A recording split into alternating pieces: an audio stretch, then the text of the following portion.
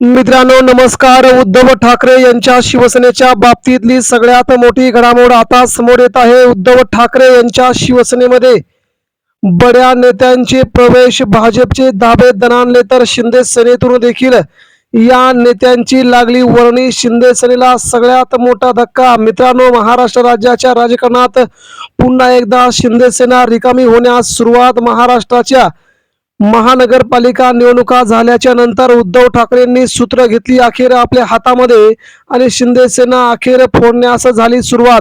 जाणून घेऊया मुंबई महानगरपालिकेच्या अगोदरच राज्याच्या राजकारणातील सगळ्यात मोठी घडामोड. उद्धव ठाकरेंच्या शिवसेनेमध्ये बड्या नेत्यांचा प्रवेश करणाऱ्या नेत्यांची नावांसह यादी आले अखेर समोर.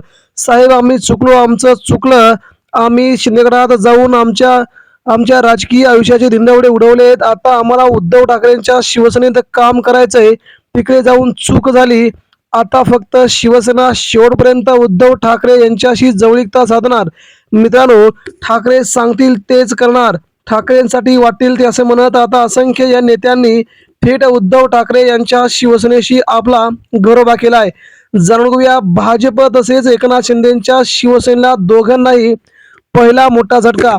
पहिल्यांदा मीरा भाईंदरमधील भाजपचे नेते असणारे उत्तर भारतीय नेते संदीप तिवारी यांनी आपल्या 5,000 कार्यकर्त्यांसह उद्धव ठाकरेंची थेट मातोश्री गाठली आणि मुंबई महानगरपालिकेच्या निवडणुकीच्या नंतर हा पहिला झटका भाजपला त्यांनी दिलाय. आपल्या बोरिवली विभागातील जवळजवळ 10 विभागाध्यक्ष यांच्यासह वार्डाध्यक्ष यांच्यासह 5,000 पदाधिकारी संपूर्ण बोरिवली विभागातील या सगळ्यांना घेऊन त्यांनी आता उद्धव ठाकरेंशी संपर्क साधून थेट प्रवेश केलाय.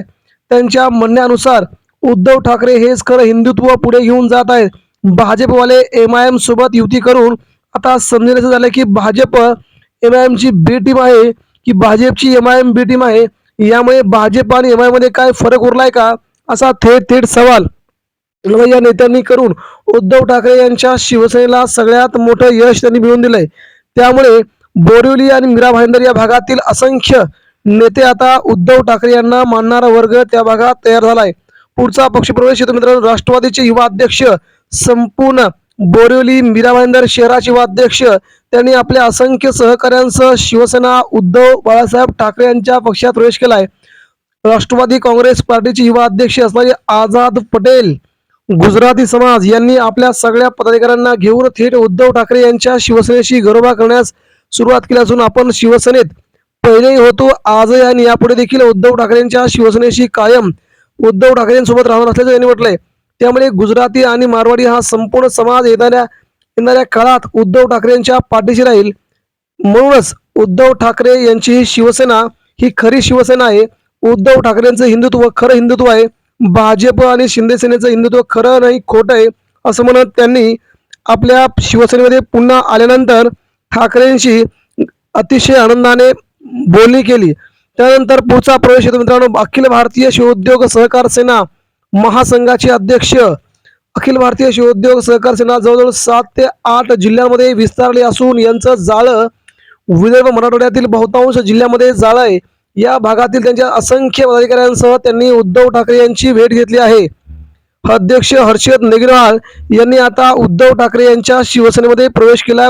पक्षप्रमुख उद्धव ठाकरे यांनी त्यांच्या मनगडावरती शिवबंधन बांधून त्यांचं पक्षात स्वागत केलंय.